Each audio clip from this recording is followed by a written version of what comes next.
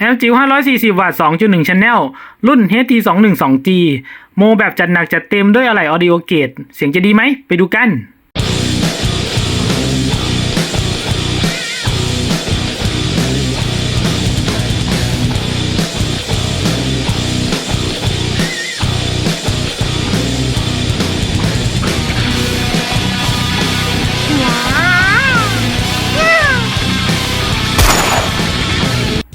สวัสดีครับยินดีต้อนรับเข้าสู่ช่องวิญญาณแมวคลิปนี้ผมก็จะมารีวิวแอมจิ๋วโดยแอมจิ๋วที่ผมได้มาเนี่ยมันจะเป็นแอมจิ๋วระบบ 2.1 Channel นะครับมีกำลังขับรวมอยู่ที่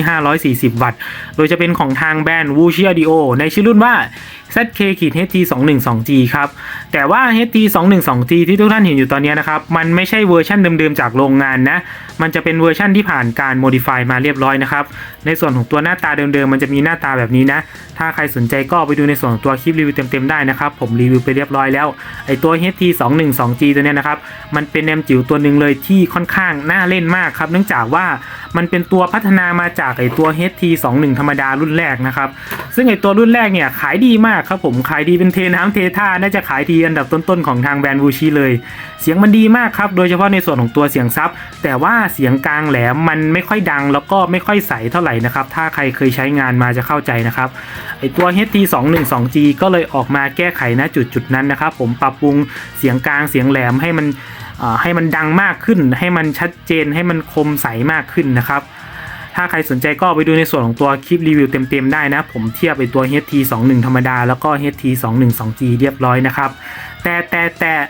ถึงแม้ว่าเขาจะปรับปรุงเสียงกลางเสียงแหลมให้มันดีมากขึ้นนะครับแต่มันก็ยังไม่สู้พวกแอมจิ๋วอย่าง TB21 HT22 หรือว่า AS21 เลยนะครับผมพวกนั้นเนี่ยเสียงกลางเสียงแหลมก็ยังคงดีกว่าตัวนี้มากครับซึ่งไอตัวเนี้ยมันมีดีที่เสียงซับล้วนๆเลยนะครับผมแต่ว่านะตัวที่ผมได้มาเนี่ยผมบอกได้เลยครับว่าสู้ตัว TB21 HT22 หรือว่า AS21 สบายเลยนะครับเนื่องจากว่ามันเป็นตัวที่ช่างโมค่อนข้างที่จะจัดหนักจัดเต็มมากนะครับผมดูจากอะไรนี่รู้เลยครับโดยผลงานชิ้นนี้จะเป็นของทางช่างเท่ TMP Audio ครับมีสโลแกนชื่อร้านว่าของดีกาฬสินธุ์โดยช่างเท่ก็รับโมรับอัปเกรดรับซ่อมแอมจิ๋วหรือว่ารับประกอบพวกตู้ลำโพงบลูทูธด้วยนะครับถ้าใครสนใจก็ลองติดต่อช่างเท่ได้โดยตรงนะผลงานช่างเท่ก็มีมากมายมีมาช้านานนะครับไม่ว่าจะเป็นในส่วนของการย้ายวอลปรับปรุงคุณภาพเสียงเปลี่ยน IC หรือว่าจะทำแอม2ชั้น3ชั้นช่างเท่ก็ทำหมดนะครับหรือว่าใครอยากจะสั่งตู้ตามสั่งเนี้ยคุณก็สั่งได้เลยครับคุณจะเอาดอกซับขนาดเท่าไหร่ดอกซับกี่ดอกดอกกลางกี่ดอกจะเอาคุณภาพเสียงแบบไหนฟังสนุกฟังเอาคุณภาพคุณก็บอกช่างได้เลยนะครับเดี๋ยวช่างจัดให้เดี๋ยวผมจะทิ้งลิงก์ติดต่อไว้ให้ด้านล่างนะครับผมถ้าใครสนใจก็ติดต่อช่างเทพไปโดยตรงได้เลยครับและอีกคนหนึ่งเลยที่ผมต้องขอบคุณก็จะเป็นในส่วนของตัวพี่แบงค์ BJ Sound นะครับซึ่งพี่แบงค์ BJ Sound เป็นเจ้าของแอมตัวนี้นะพี่แบงค์ก็ให้ช่างเท่โมแล้วก็ส่งให้ผมได้ใช้งานเป็นคนแรกนะครับเปิดซิงก่อนที่พี่แบงค์จะใช้งานอีกผมก็ต้องขอบคุณจากใจจริงนะครับถ้าใครสงสัยว่าพี่แบงค์ BJ Sound คือใครนะครับพี่แบงค์ BJ Sound ก็คือเจ้าของตู้สูตรน้ำเต้นที่ช่องวิญญาณแมวใช้งานประจำนะครับก็จะเป็นตู้ซับสูตรแบนพาร์ทลมหน้าดอกนะครับมีตั้งแต่ตู้ 6.5 นิ้วแม่เหล็ก2ชั้นแม่เหล็ก1ชั้น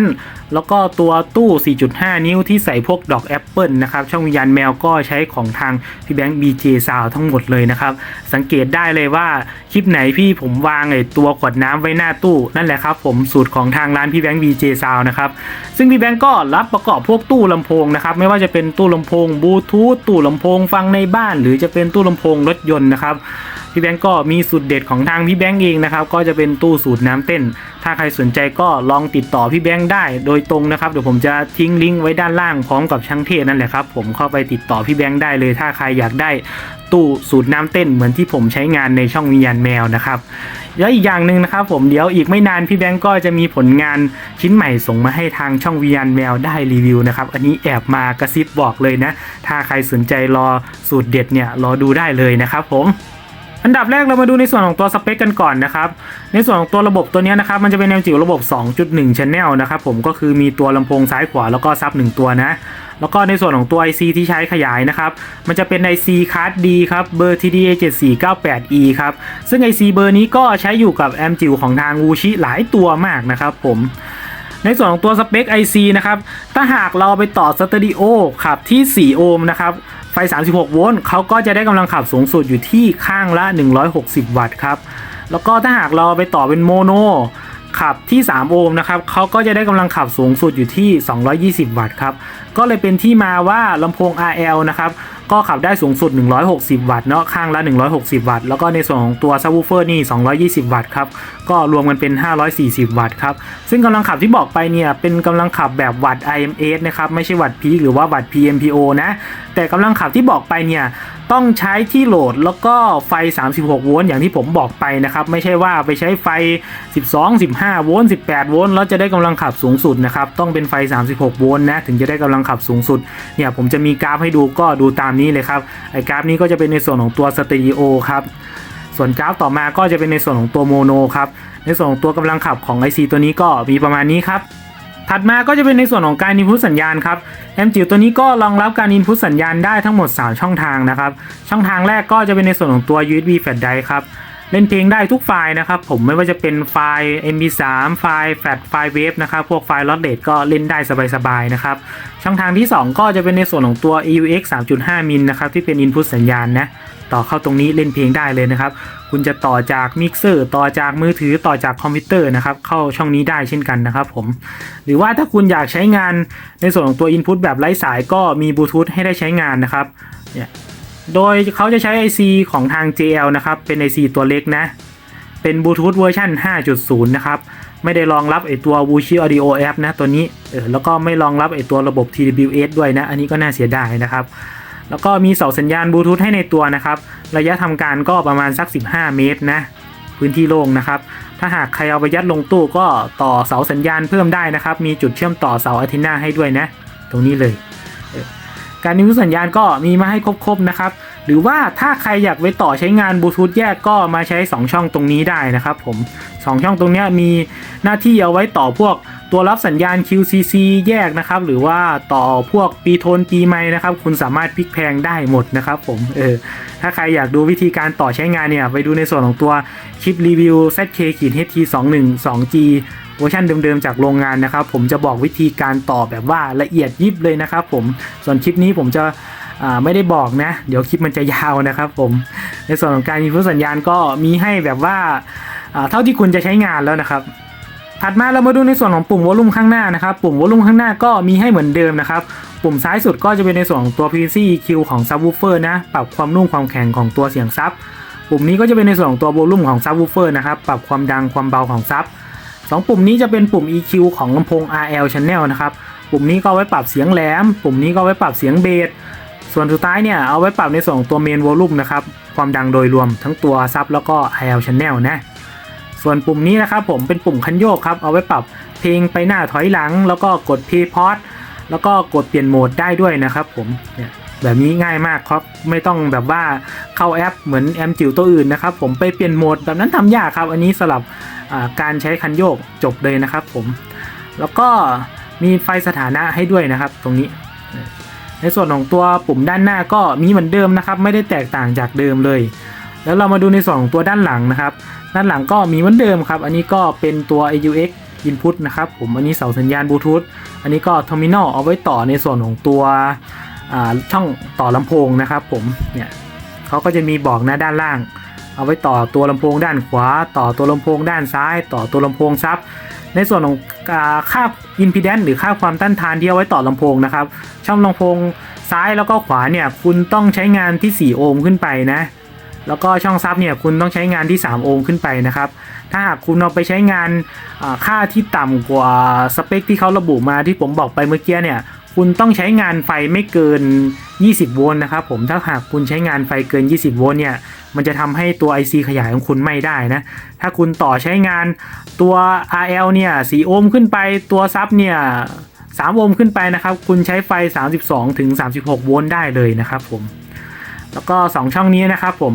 เอาไว้ต่อไฟเดียงนะเนี่ยจะเป็นแบบเทอร์มินอลตัวหนึ่งแล้วก็เป็นแบบปลั๊ก DC ตัวหนึ่งนะครับในส่วนของตัวเทอร์มินอลนี่ก็รองรับไฟ DC ตั้งแต่ย่าน15ถึง36โวลต์นะตัวแจ็ค DC ก็เช่นกันนะครับผมที่เป็น DC 5.5 มิลก็รองรับตัวไฟ15ถึง36โวลต์นะ ประมาณนี้ครับคุณต้องเลือกใช้ช่องใดช่องหนึ่งนะครับไม่ใช่ใช้2ช่องพร้อมกันนะในส่วนของตัวไฟเลี้ยงก็มีไดโอดให้ด้วยนะครับกันต่อขั้วผิดนะประมาณนี้โอเคอย่างที่ผมบอกไปนะครับก็เหมือนเดิมครับไม่ได้มีเปลี่ยนแปลงแต่ว่าจุดที่เปลี่ยนแปลงขึ้นมานะครับก็จะเป็นในส่วนของตัวภาคปีที่ช่างได้โมเพิ่มนะครับผมคุณจะเห็นได้ว่าตัวคาปาเขียวๆเนี่ยเพิ่มขึ้นมานะครับคาปาแดงๆก็เพิ่มขึ้นมานะครับผมเนี่ยของเดิมเขาจะโล่งๆนะช่างก็ได้ทำการเปลี่ยนมาให้นะครับโดยที่ช่างเปลี่ยนมาให้เนี่ยไอตัวเขียวๆเนี่ยจะเป็นของทางนิชิคอนนะครับผมในส่วนของค่าที่ช่างเปลี่ยนมานะครับจะเป็นค่า22ไมโครฟาราด25โวลต์นะครับของทางนิชิคอนออดิโอเกตนะครับแล้วก็ตัวที่เป็นโพลีนะครับผมคาปาที่เป็นโพลี2ตัวเนี่ยเป็นของดีด้วยนะครับผมโดยจะเป็นของทางไวมานะครับยี่ห้อของทางเยอรมันเลยนิชิคอนก็เป็นของทางญี่ปุ่นนะครับจะมีในส่วนของตัวคาปาตัวเล็กอีกตัวหนึ่งนะครับที่อยู่หลังภาคปีของซับวูเฟอร์นะครับจะใช้ค่าที่แตกต่างจากพวกนะโดยเขาจะใช้ค่าอยู่ที่ 0.7 ไมโครฟาราด50โวลต์นะครับผมในส่วนของตัวภาคสัญญาณของซับวูเฟอร์นะครับช่างก็เปลี่ยนมาตัวหนึ่งนะก็เป็นของทางนิชิคอนเช่นเดิมนะครับแล้วก็ทีเด็ดเลยนะครับก็จะเป็นในส่วนของตัวคาปา2ข้างนี้นะครับเดี๋ยวผมจะเทียบกับของเก่าให้ดูนะของเก่าเล็กมากครับขนาดต่างกันเยอะครับของเก่าก็เป็นของทางนิชิคอนนะครับเนี่ยแต่ว่าจะเป็นนิชิคอนแบบว่าเกรดธรรมดานะครับไม่ใช่เกรดออดิโอเกรดนะแต่ว่าที่ช่างเปลี่ยนให้มาเนี่ยจะเป็นออดิโอเกรดนะครับผมแล้วก็ตัวใหญ่มากด้วยโดยค่าที่ช่างใส่มานะครับผมก็จะมีค่าอยู่ที่ 10,000 ไมโครฟาราด50โวลต์นะครับ2ตัวนี้ก็ราคาเอาเรื่องนะครับตกตัวละ200เลยนะไอ้2ตัวเนี้ยไม่ธรรมดานะครับของแพงแล้วก็มองมาด้านหลังตรงภาคกองไฟนะครับช่างก็เปลี่ยนในตัวภาคกองไฟของตัวซับวูฟเฟอร์ให้ด้วยนะครับผมอันนี้มันจะเป็นในส่วนของตัวช่องลำโพงขวาคู่นี้ช่องลำโพงขวาคู่นี้ช่องลำโพงซ้ายส่วนตัวคู่นี้มันจะเป็นในส่วนของตัวช่องลำโพงซับนะครับผมช่างก็ได้ทำการเปลี่ยนขดลวดตัว L ให้มันมีขนาดที่ใหญ่ขึ้นนะครับแล้วก็เปลี่ยนคาปาให้มันมีขนาดที่ใหญ่ขึ้นเช่นกันนะครับผมเพื่อรองรับไอตัวกำลังขับของมันที่มันมีตั้ง220วัตต์ครับแล้วก็จะช่วยลดอุณหภูมิลงด้วยนะครับเพราะว่าขดลวดใหญ่ๆแล้วก็คาปาใหญ่ๆเนี่ยมันจะลดอุณหภูมิลงด้วยนะครับแล้วมันจะส่งผลต่อคุณภาพเสียงด้วยนะครับไอตัวภาคกองไฟเนี่ยสำหรับพวกแอมจิ๋วหรือว่าแอมคัสดีต่างๆเนี่ยนะครับผมภาคกองไฟเนี่ยส่งผลต่อเรื่องเสียงโดยตรงเลยนะครับอันนี้บอกให้นะประมาณนี้ครับสิ่งที่ช่างเปลี่ยนไปเนาะแต่อาจจะมีบางจุดที่มองไม่เห็นนะครับที่ช่างอาจจะเปลี่ยนก็ได้นะครับก็จะเป็นพวกคาปาแล้วก็ตัว RSMD นะครับผมเพราะบางทีมันต้องขยับค่าครับมันถึงจะได้เสียงที่มันต่างจากเดิมนะครับอันนี้ก็เป็นความลับของช่างนะครับผมไม่ได้บอกนะตอนนี้ต้องบอกไว้ก่อนแล้วก็ช่างก็ได้ทำการหยอดกาวล็อกไอตัวขามาด้วยนะครับการใส่กาวก็พอดีนะเนี่ยจริงๆกาวพวกนี้นะครับไม่ควรใส่เยอะเกินไปนะเนื่องจากว่าเวลาเรามา maintenance หรือว่าเรามาซ่อมทีหลังมันจะซ่อมยากนะครับมันจะลอกยากเพราะว่าพวกลายวงจรของแอมจิ๋วนะครับมันล่อนง่ายมากครับถ้าใครเคยบัดจีเนี่ยจะเข้าใจเลยครับคุณแต่นิดนึงไฟแรงเกินโอ้โหปิ้นหลุดแล้วครับซ่อมยากเลยทีนี้เนี่ยหยอดกาวมากำลังดีนะครับผมแล้วก็ในส่วนของตัวคาปาก็ใส่กาวล็อกมาด้วยนะเนื่องจากคาปามันตัวใหญ่ครับเวลาคุณไปขยับมันไปโดนมันนะครับบางทีมันจะหลุดบางทีตัวขาปิ้นมันก็หลุดก็มีนะครับช่างก็ล็อกมาให้แน่นหนานะผมจับโยกดูก็ไม่โยกนะครับ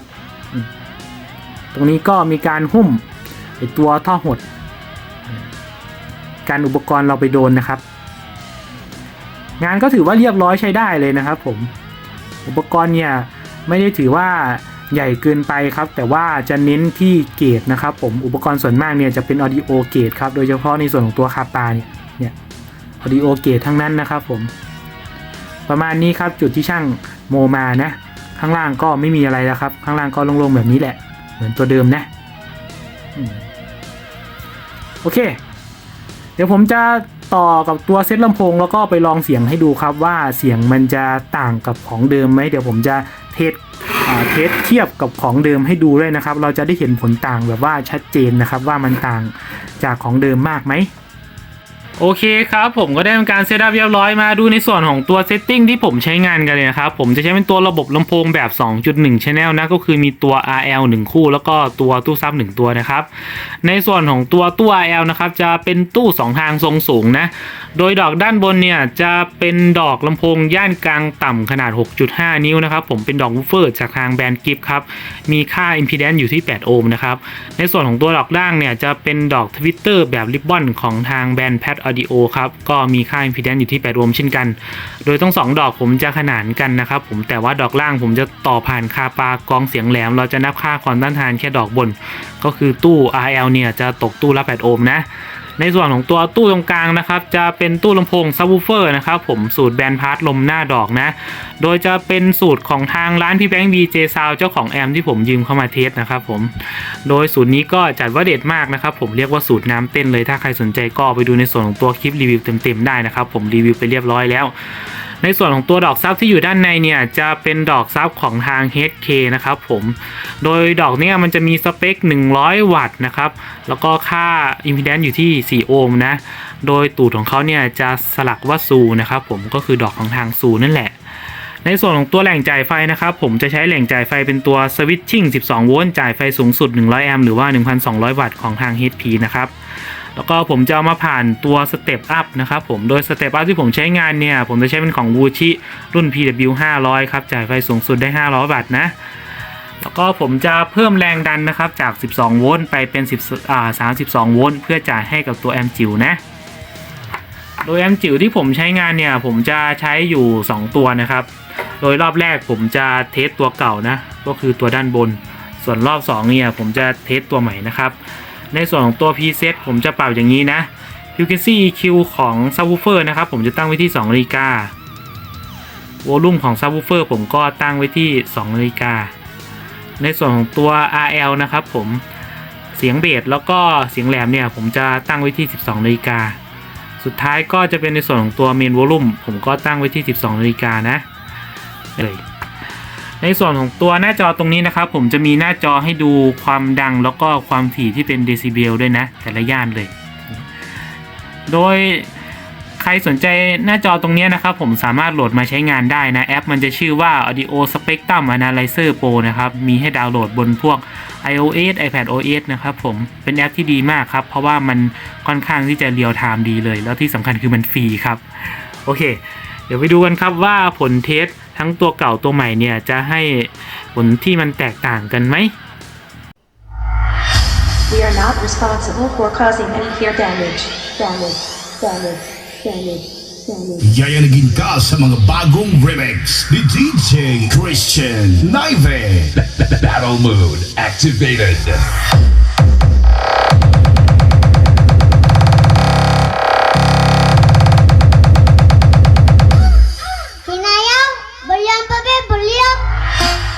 DJ Christian Naive.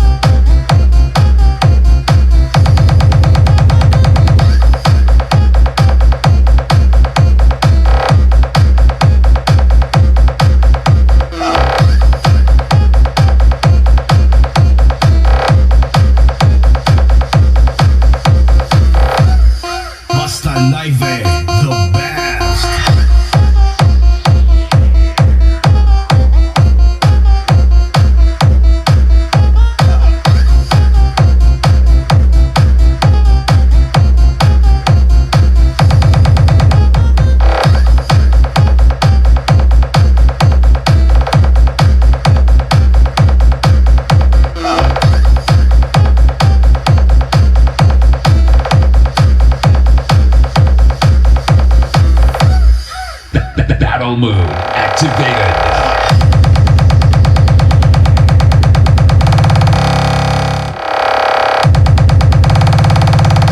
We are not responsible for causing any ear damage.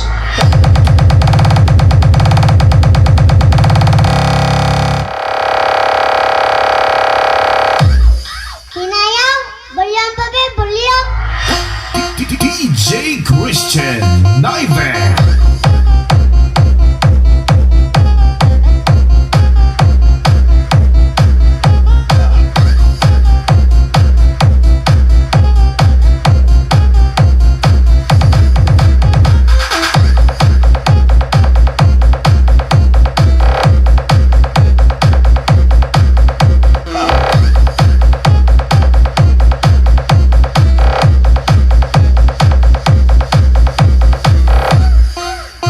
Naive, the best.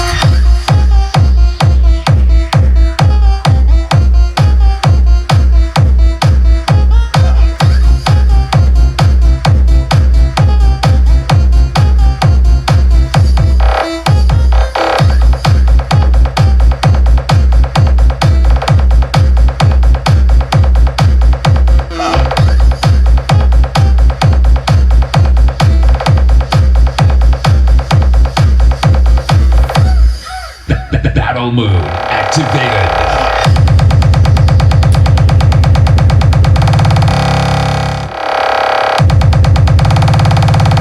We are not responsible for causing any hair damage.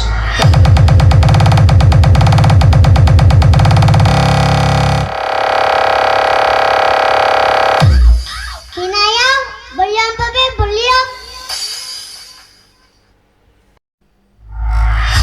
We are not responsible for causing any hair damage. Damage. Yayanigin ka sa mga bagong remix ni DJ Christian Naive. Battle mode activated.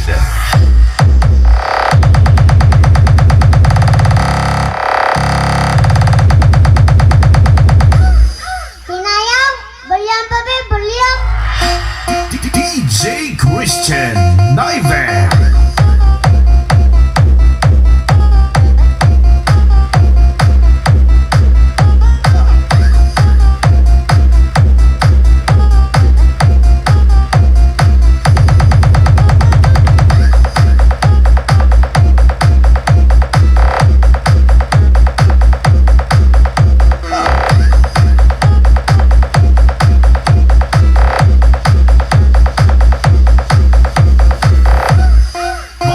Naive, the best.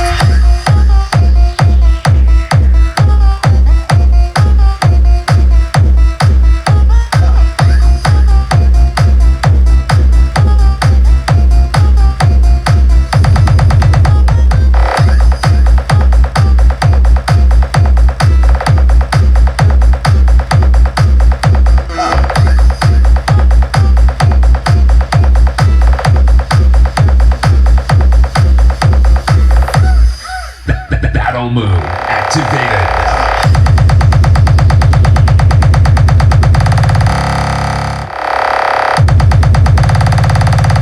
We are not responsible for causing any hair damage.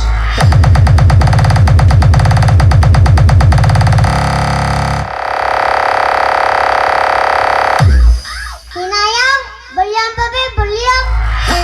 DJ Christian Naive.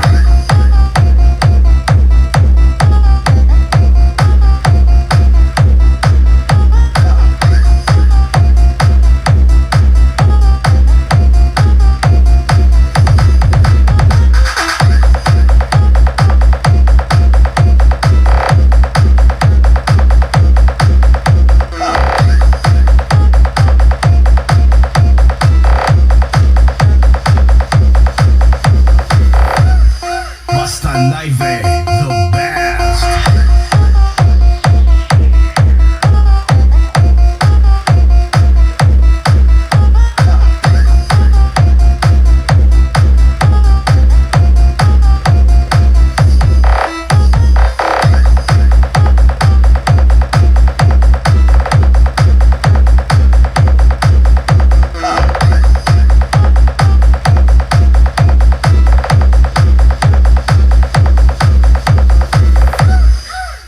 Battle mode activated.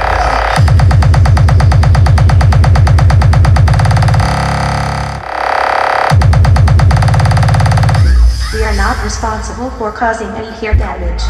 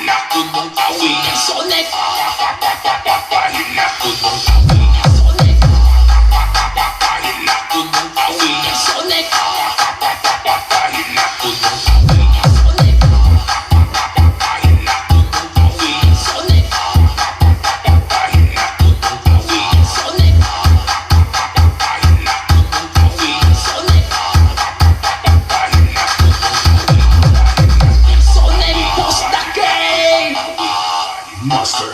DJ, Dava, Mix DJ Car, Remix.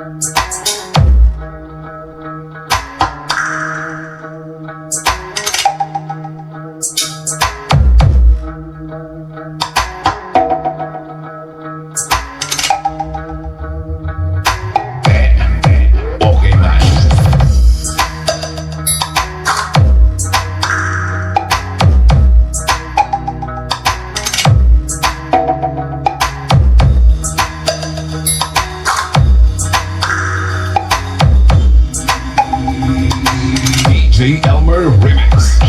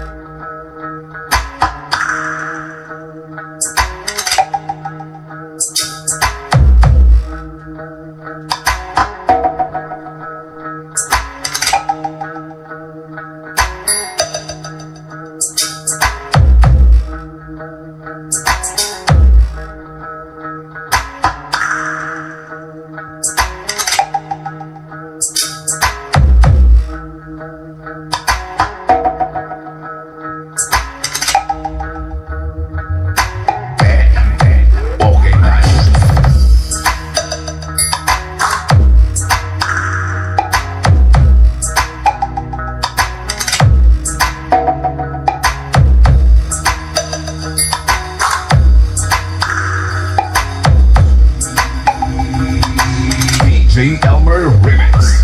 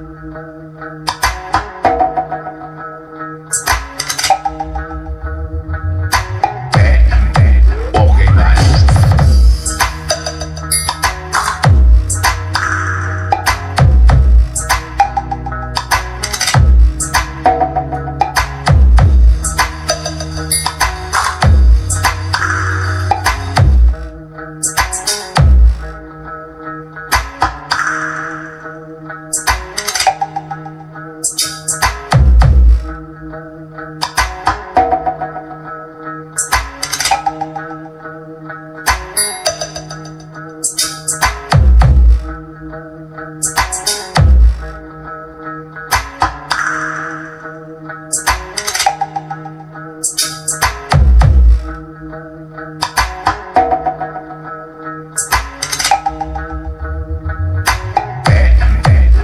nice.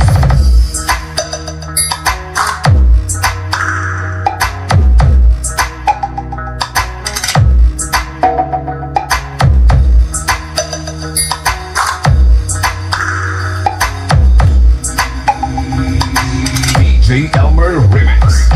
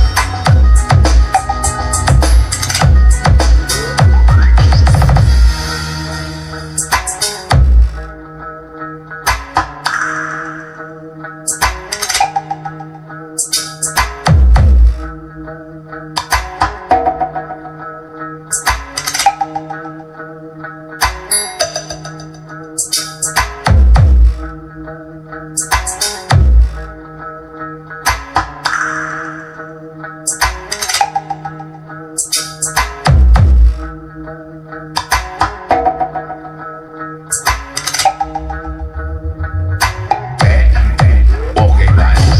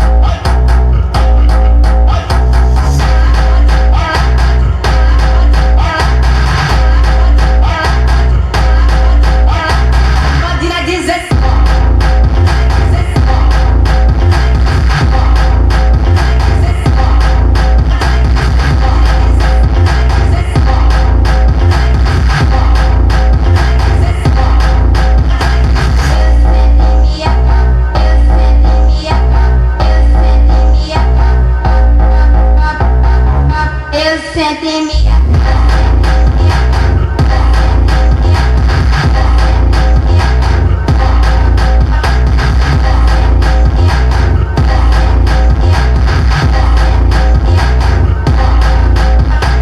Sei muito bem dessa mina, a peça nós já conhece. Sei muito bem dessa mina, a peça nós já conhece. Ela pode, ela pode, ela pode, ela.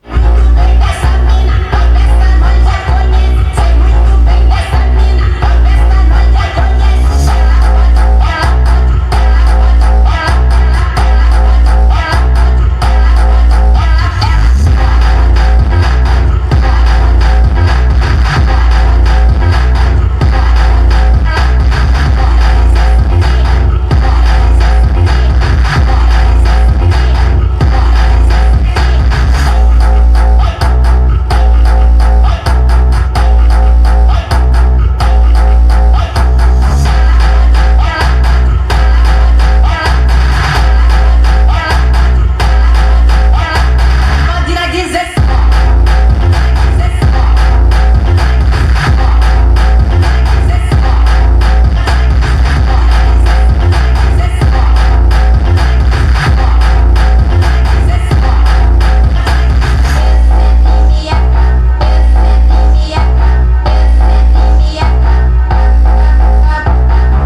Eu sento em mim.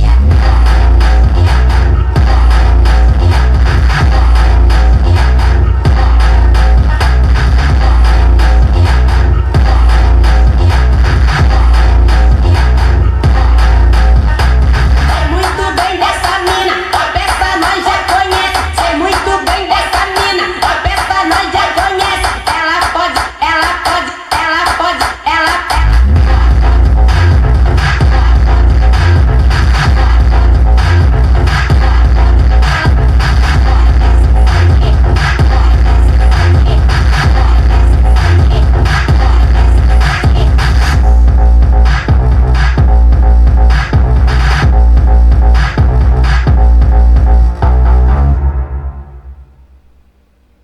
Do you know where secrets go? 'Cause I've forgotten mine. They slipped out of my control, and you know where they hide. Your love's a little heavy, you're touching me already, and it's working up my nerves. You should probably forget me, 'cause I'm terrified you'll get me when I'm at my worst. It's not too late to let you know that you're in love with a ghost. So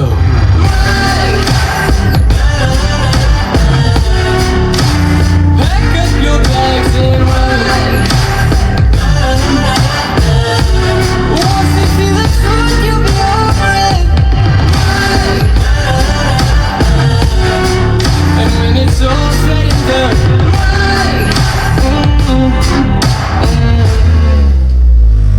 you just gotta run. I could whisper sweeter things, and back to me you'd crawl. Puppeteer your love for strings, but it's not love at all. My ego's still providing, I'm not the one who's driving, but I can't find the brakes. Yeah, but girl, there's no denying that even though I'm trying, I'm your next mistake. I'm falling deep. You should take me at my word. It's not too late to let you know that you're in love with a ghost.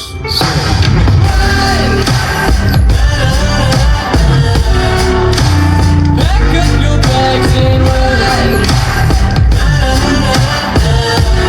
Once you see the truth, you'll be over it. And when it's all said and done, you know you gotta, you know you gotta, you know you gotta run.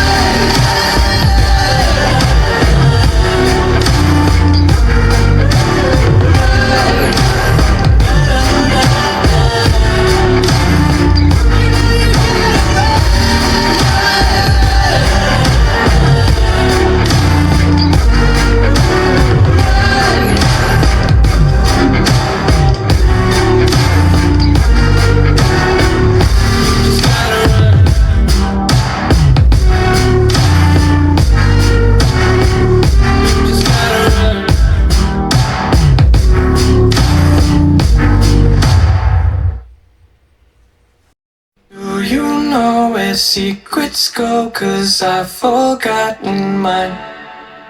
They've slipped out of my control, and you know where they hide. Your love's a little heavy, you're touching me already, and it's working up my nerves.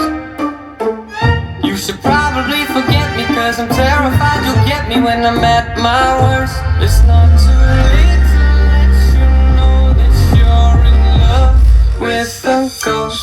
So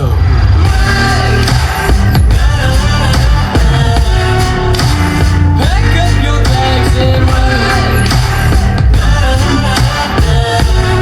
Once you see the truth, you'll be over it. And when it's all said and done,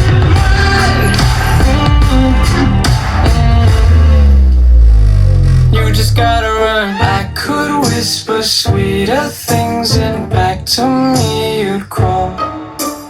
Puppeteer your love for strings, but it's not love at all.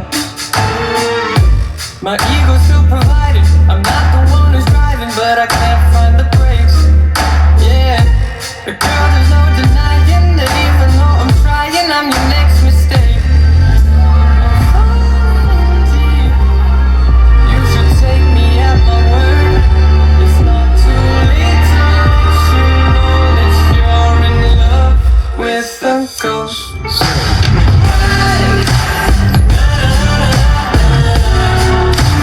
Pack up your bags and run. Once you see the truth, you'll be over it. And when it's all said and done, you know you gotta, you know you gotta, you know you gotta run.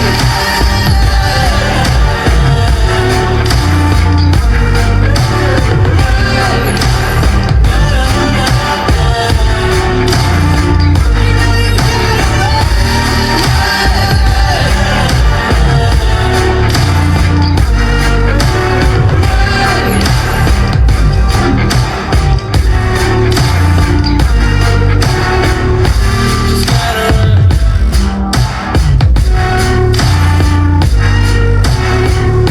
Just gotta run.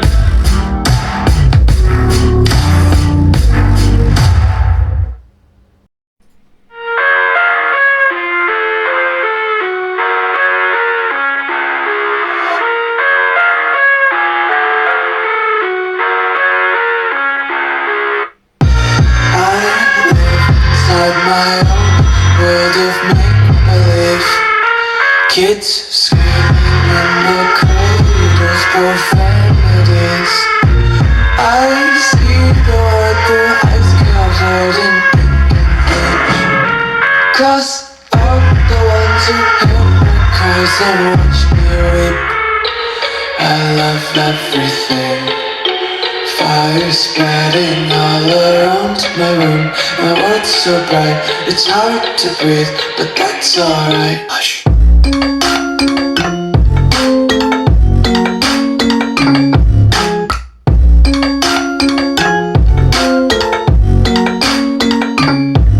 Shh.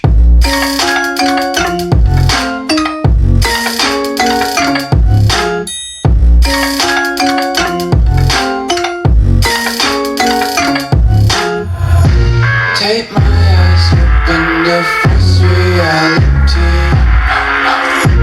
Why can't you just let me eat my weight in glee? I live inside my own world of make-believe. Kids screaming in the cradles, profanities.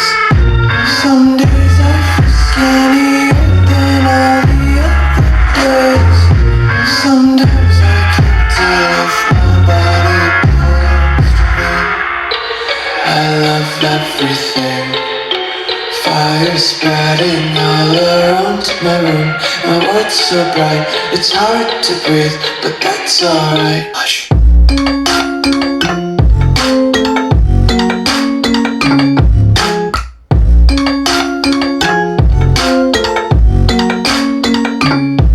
Shh.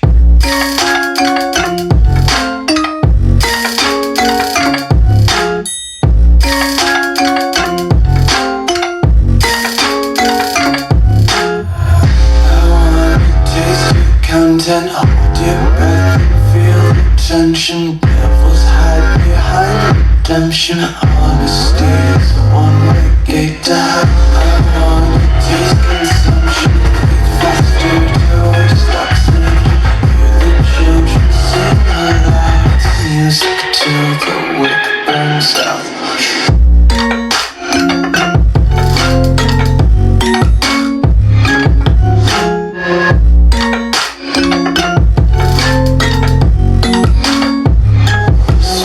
Be carefree lately, yeah. Just picking up daisies. Got one too many quarters in my pockets. Counting up the four-leaf clovers in my locket. Untied laces, yeah. Just tripping on daydreams. Got dirty little lullabies playing on repeat. Might as well just ride around the nursery and count sheep.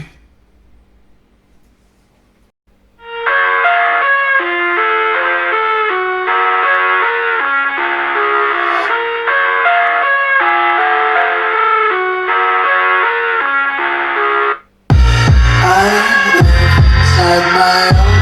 world of make-believe. Kids screaming in the corridors, profanities. I see the world through ice covered in ink and bleach. Cross out the ones who hear my cries and watch me weep. I love everything. Fire spreading all around my room. My world's so bright, it's hard to breathe, but that's alright. Hush.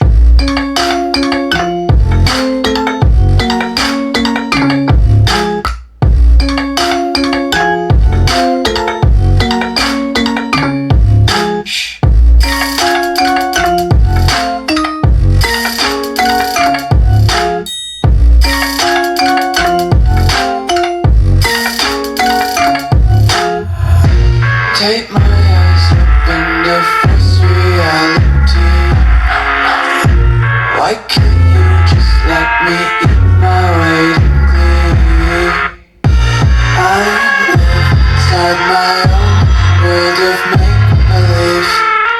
Kids screaming in the corridors, profanities. Some days I feel skinnier than all the other days. Sometimes I can't tell if my body belongs to me. I love everything. Fire spreading all around my room. My world's so bright, it's hard to breathe, but that's alright. Hush.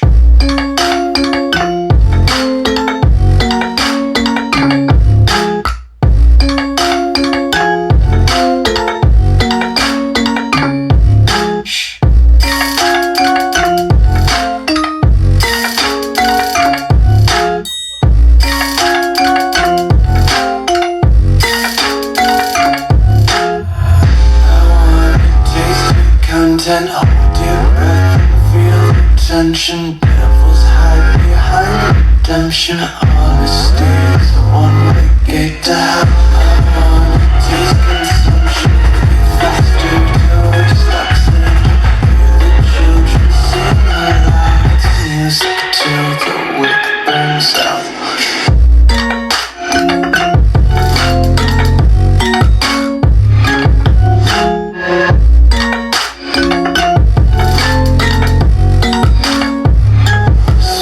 Be carefree lately, yeah.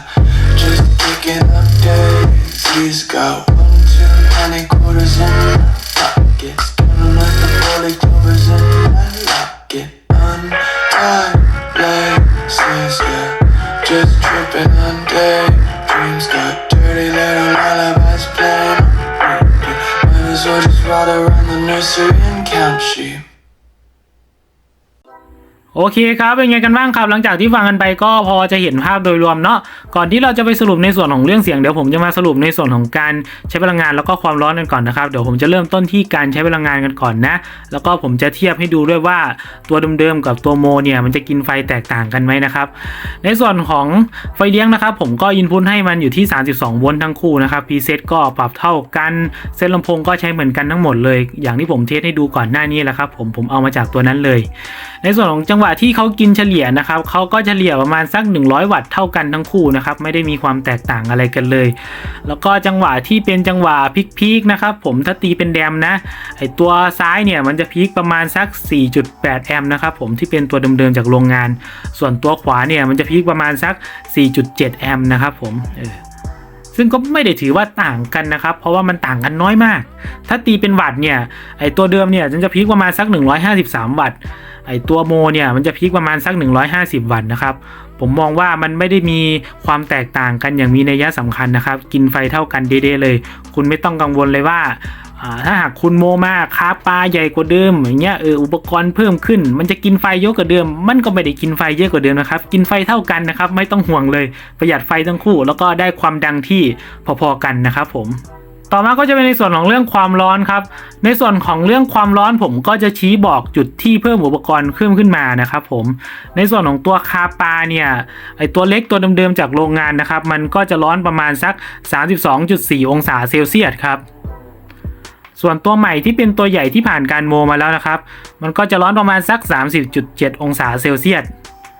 ทั้งคู่ก็มีความต่างกันประมาณสัก2องศานะครับอุปกรณ์ใหญ่ขึ้นก็จะเย็นขึ้นนะครับผมแล้วก็ผ้ากองไฟนะครับก็มีความร้อนที่แตกต่างกันนะครับในส่วนของตัวขดลวดตัวใหม่เนี่ยที่ใหญ่ขึ้นนะครับมันก็จะร้อนประมาณสัก 33.4 องศาเซลเซียสครับส่วนตัวของเดิมนะครับมันก็จะร้อนประมาณสัก 35.1 องศาเซลเซียสครับก็จะต่างกันประมาณสัก 1-2 องศาเซลเซียสเหมือนกรณีที่คาปาเลยนะครับผมส่วนตัวฮีทซิงค์ IC ก็ร้อนพอๆกันครับประมาณสัก30องศาเซลเซียสนั่นแหละก็ไม่ได้ถือว่าแตกต่างกันอย่างมีนัยสำคัญนะครับในส่วนของตัวอื่นๆก็ร้อนพอๆกันนะครับเนื่องจากว่ามันไม่ใช่จุดที่ร้อนอะไรมากมายนะครับผมจะบอกจุดที่ว่าเพิ่มอุปกรณ์ขึ้นมาเท่านั้นแหละเพราะว่า HD21 เดิมๆมันก็ไม่ได้ถือว่าร้อนอะไรอยู่แล้วนะครับความร้อน2ตัวเนี่ยผมมองว่าหายห่วงนะครับผมคุณไม่ต้องห่วงเลยว่าเพิ่มขนาดอุปกรณ์ขึ้นมาแล้วมันจะร้อนมากกว่าเดิมไม่ทั้งคู่มันก็ยังเย็นเหมือนเดิมทั้งคู่นะครับผมต่อมาก็จะเป็นสรุปในส่วนของเรื่องเสียงนะครับเดี๋ยวผมจะสรุปแยกเทียบให้ฟังเป็นเรื่องๆไปเลยก็แล้วกันนะเรื่องแรกก็จะเป็นในส่วนของตัวความกว้างของมิติเวทีเสียงครับในส่วนนี้นะครับตัวที่ผ่านการโมมาแล้วนะครับเขาก็จะได้ความกว้างที่มากกว่าตัวเดิมๆนะครับผมซึ่งตัวเดิมๆถ้าหากถามว่ามันน่าเกลียดไหมมันไม่น่าเกลียดครับมันทำผลงานได้อยู่ในระดับกลางๆครับอาจจะไม่ได้ถึงขั้นดีแต่มันก็พอฟังได้ครับแต่ว่าตัวใหม่เนี่ยมันอยู่ในระดับขั้นดีถึงดีมากเลยนะครับผมเนื่องจากว่าเขาได้ความกว้างความโปร่งของเวทีที่มากกว่าของเดิมครับมันก็เลยทำให้การฟังเพลงเนี่ยฟังเพลงได้สบายทั้งฟังเพลงได้ยาวนานมากกว่ากันนะครับผมถัดมาก็จะเป็นในส่วนของการแยกรายละเอียดของเครื่องดนตรีครับในจุดนี้นะครับตัวที่ผ่านการโมมาแล้วนะครับเขาจะแยกเครื่องดนตรีได้ค่อนข้างที่จะเป็นชิ้นเป็นอันแล้วก็เครื่องดนตรีที่หลังเวทีที่หลังแบ็คกราวด์ก็ขุดมาได้ชัดเจนมากกว่าตัวเดิมๆนะครับผมเนื่องจากว่าตัวเดิมๆเนี่ยเสียง RL มันไม่ค่อยดังเท่าไหร่นะครับมันก็เลยทำให้พวกเครื่องดนตรีเนี่ยมันไม่ค่อยชัดเท่าไหร่นะครับผมอันนี้ก็น่าเสียดายกันไปเนาะถัดมาก็จะเป็นในส่วนของเรื่องเสียงกลางนะครับในส่วนของเรื่องเสียงกลางอันเนี้ยถ้าคุณมาอยู่หน้างานคุณจะเห็นผลต่างที่มากพอตัวนะครับผมเนื่องจากว่าไอตัว HT21 2G เดิมๆนะครับถ้าหากคุณไปเร่งตัวเสียงแหลมเสียงกลางเยอะๆอย่างเงี้ยคุณจะเจอปัญหาอย่างหนึ่งเลยนะครับคือเสียงมันจะแตกๆผ้าๆนะครับผมอันนี้มันจะเป็นปัญหาเลยนะแต่ว่าไอตัว HT21 2G รุ่นโมนะครับจะไม่เจอปัญหาอย่างนั้นเลยครับคุณไปเร่งเสียงเบสเสียงแหลมขนาดไหนนะครับมันก็ไม่ได้ทำให้เสียงกลางมันแตกเลยนะครับเสียงกลางก็ยังใสเคลียร์เหมือนเดิมนะครับผมใสกิ้งเลยอันนี้คุณต้องมาใช้งานดูนะครับถ้าหากคุณชอบเสียงที่แบบว่าเสียงกลางใสๆดังๆอันเนี้ยค่อนข้างที่จะตอบโจทย์เลยครับถัดมาก็จะเป็นในส่วนของเรื่องเสียงสูงหรือว่าเสียงแหลมครับในจุดนี้ก็ทำได้แตกต่างกันนะครับผมในส่วนของตัวที่โมมาเนี่ยก็ยังทำได้ดีกว่าเวอร์ชันเดิมๆนะครับเนื่องจากว่าเวอร์ชันเดิมๆเนี่ยถ้าหากคุณไปเร่งเสียงแหลมเยอะๆมันก็อาจจะไป ตีเสียงกลางนิดนึงนะครับมันก็อยากทำให้เสียงกลางมันแตกๆผ้าๆนิดนึงแข็งๆนิดนึงเนาะอันนี้ถ้าคุณใช้งานอยู่อันนี้คุณก็จะเข้าใจนะครับผมมันเป็นปัญหาของพวกซีรีส์ HT21 เลยอันนี้ก็เป็นเหตุผลที่ว่ามันสู้พวก TB21 สู้ HT22 สู้ไอตัว AS21 ไม่ได้ในส่วนของตัวเสียงกลางแหลมนะครับแต่ว่าเสียงซับเนี่ยสู้ได้สบายนะครับถัดมาก็จะเป็นในส่วนของตัวเสียงย่านต่ำนะครับเดี๋ยวผมจะแยกเป็นในส่วนของตัว IL Channel แล้วก็ตัวลำโพงซับนะในส่วนของตัว IL Channel ผมมองว่าทั้งคู่ก็ทำได้ดีพอๆกันนะครับผมแต่ว่าในส่วนของตัวใหม่นะครับผมเขาจะได้ในส่วนของตัวความดังของตัวเนื้อเบสที่มากกว่าตัวเก่านะครับผมก็คือได้เบสของ IL Channel ที่ดีกว่าตัวเก่านั่นแหละมันก็มีความดังที่มากกว่ามันก็เลยทำให้ตัวมิติเวทีนะครับมันดีกว่าตัวเก่าอะไรประมาณนั้นแหละครับผมถัดมาก็จะเป็นในส่วนของเรื่องตัวเสียงเบสของลำโพงซับวูฟเฟอร์ครับอันเนี้ยมันจะมีความเหมือนที่แตกต่างกันอยู่นิดนึงครับเนื่องจากว่าตัวเก่าเนี่ยมันมีความแข็งความกระด้างนะครับผมแต่ว่าตัวใหม่ที่ช่างโมมานะครับมันจะได้ความนุ่มมากขึ้นนะครับผมมันจะไม่กระด้างเท่าเดิมแต่ที่มันได้เพิ่มขึ้นมาแบบว่าผมยังเอะใจอยู่นิดนึงนะครับเนื่องจากว่าไอ้ตัวใหม่เนี่ยมันมีความลึกที่มากกว่าเดิมนะครับเอาง่ายๆมันได้เบสที่ย่านลึกมากกว่าเดิมนะครับผมสังเกตจากไอตัวไฟในสตูผมนะครับเมื่อผมเทสไอตัวใหม่เนี่ยไฟมันสั่นมากเลยครับแต่ว่าพอผมเทสตัวเก่าเนี่ยมันไม่ค่อยสั่นเท่าไหร่นะครับในขณะที่ผมเปิดวอลลุ่มเท่ากันเด้ๆเลยนะอันนี้เห็นผลมากครับในส่วนของตัวเบสย่านลึกๆนะครับผมตัวใหม่ที่ผ่านการโมมาแล้วเนี่ยทำผลงานได้ดีกว่าตัวเก่าระดับหนึ่งเลยนะแต่ว่าในส่วนของตัวความดังของเสียงเบสนะครับมันพอๆกันทั้งคู่มันต่างกันแค่ตัวเนื้อเสียงประมาณนั้นแหละครับผมอันนี้ก็อยู่ที่คุณจะชอบนะเพราะว่ามันมีบางคนชอบแบบแข็งๆบางคนชอบแบบนุ่มลึกนะครับผมอันนี้คุณก็ลองเลือกเอาดูกันแล้วกันนะแต่ว่าขนาดของตัวลูกเบสมันก็พอๆกันนะครับต่อมาก็จะเป็นในส่วนของเรื่องความดังครับทั้งคู่ก็มีความต่างแล้วก็ความเหมือนนะครับในส่วนของความต่างจะอยู่ที่ IL Channel นะครับไอตัวที่ผ่านการโมมาแล้วนะครับเขาจะมีความดังของ IL Channel ที่มากกว่าตัวที่ยังไม่ผ่านการโมนะครับผมอันนี้เห็นผลได้อย่างชัดเจนเลยครับมันก็เลยทำให้การแยกรายละเอียดของเครื่องดนตรีเนี่ยไอตัวที่ผ่านการโมมาแล้วนะครับเขาแยกได้ค่อนข้างที่จะชัดเจนแล้วก็ขุดมาได้ค่อนข้างที่จะดีมากกว่าตัวของเดิมนะครับแล้วก็จุดที่มันเหมือนกันนะครับจะอยู่ที่ตัวลำโพงซับนะครับผมลำโพงซับเนี่ยดังพอๆกันเลยครับแต่ว่ามันจะมีความต่างของตัวเนื้อเสียงอยู่นิดนึงนะครับผมไอตัวซ้ายเนี่ยมันจะแข็งๆไอตัวขวาเนี่ยมันจะมีความนุ่มลึกมากขึ้นครับแต่ว่ามันก็ดังเท่าๆกันทั้งคู่ครับคุณสังเกตจากไอตัวกราฟที่เป็นเดซิเบลได้นะครับผมมันจะเท่ากันเด้ๆเลยอันนี้ก็มีความเหมือนแล้วก็ความต่างกันตรงนี้นะครับถัดมาก็จะเป็นในส่วนของเรื่องเสียงรบกวนครับทั้งคู่เนี่ยไม่มีเสียงรบกวนนะครับคุณไม่ต้องกังวลเลยว่าถ้าหากโมมาจัดหนักจัดเต็มแบบนี้นะครับผมไปยุ่งกับภาคปีขนาดนี้แล้วมันจะมีเสียงรบกวนเข้าไหมอันนี้บอกได้เลยครับว่าไม่มีเสียงรบกวนเข้าเลยครับก็ยังเงียบสนิทเหมือนตัวเดิมๆที่มาจากโรงงานนะครับผมอันนี้สบายใจได้ไม่มีเสียงรบกวนเข้าระบบเลยครับสุดท้ายถ้าหากถามว่า HT212G ที่เป็นผลงานจากทางช่างเท่ TMP Audio ตัวนี้น่าเล่นไหมส่วนตัวผมก็มองว่าน่าเล่นดีอยู่นะครับผมเนื่องจากว่าช่างเท่โมได้ค่อนข้างที่จะถูกจุดนะครับเนื่องจากว่าตัว HT212G เนี่ยซับมันดีอยู่แล้วนะครับผมแต่ว่าตัวเสียงกลางแหลมเนี่ยมันยังไม่ได้ดีเท่าไหร่นะครับช่างเท่ก็แก้มาได้ค่อนข้างที่จะถูกจุดดีนะครับผมเสียงกลางเนี่ยจัดว่าเด็ดมากนะครับผมแล้วก็ในส่วนของตัวเสียงซับเนี่ยช่างเท่ก็แก้ให้มันมีความนุ่มความลึกมากขึ้นนะครับผมไม่ได้แข็งกระด้างเหมือนเดิมด้วยอันนี้ก็แล้วแต่คนฟังนะครับผมคุณก็ลองฟังแล้วก็ลองเทียบดูนะครับกับตัวเดิมๆว่ามันจะต่างกันขนาดไหนเนาะสนนราคาของแอมตัวเนี้ยนะครับเท่าที่ผมได้ถามช่างเท่มานะเป็นราคาแอมรวมโมนะครับผมก็จะอยู่ประมาณสัก 2,200 บาทครับซึ่งผมก็มองว่าราคาก็ไม่ได้สูงนะครับผมราคาก็ประมาณนี้แหละเนื่องจากว่าตัวอุปกรณ์ตัวอะไหล่ที่ช่างเท่ให้มานะครับก็เป็นเกรดออดิโอเกรดที่ราคาค่อนข้างที่จะสูงนะครับแค่คาปา2ตัวนี้ก็ปาไปประมาณสัก400แล้วนะครับผมราคามันก็ไม่ได้ถูกเลยพวกเกรดออดิโอเกรดพวกนี้นะครับแล้วก็ที่สำคัญเลยคือว่าถึงเกรดอุปกรณ์เราจะดีขนาดไหนแต่ว่าถ้าเราใส่ไม่ถูกค่าใส่ไม่ถูกจุดเสียงมันก็ไม่ดีนะครับผมวันนี้มันก็ขึ้นอยู่กับประสบการณ์ช่างแต่ละคนด้วยนะครับผม ประมาณนี้แหละโอเคคลิปนี้ก็มีเพียงเท่านี้นะครับผมถ้าใครสนใจก็ลองติดต่อช่างเท่ได้โดยตรงนะ แล้วก็ผมก็ขอขอบคุณทางพี่แบงค์ BJ Sound มากนะครับผมที่อนุเคราะห์ให้ทางช่องวิญญาณแมวได้ยืมแอมตัวนี้มารีวิวครับสำหรับคลิปนี้ก็มีเพียงเท่านี้แหละถ้าคุณรักเสียงเราเป็นเพื่อนกันสวัสดีครับ Nhá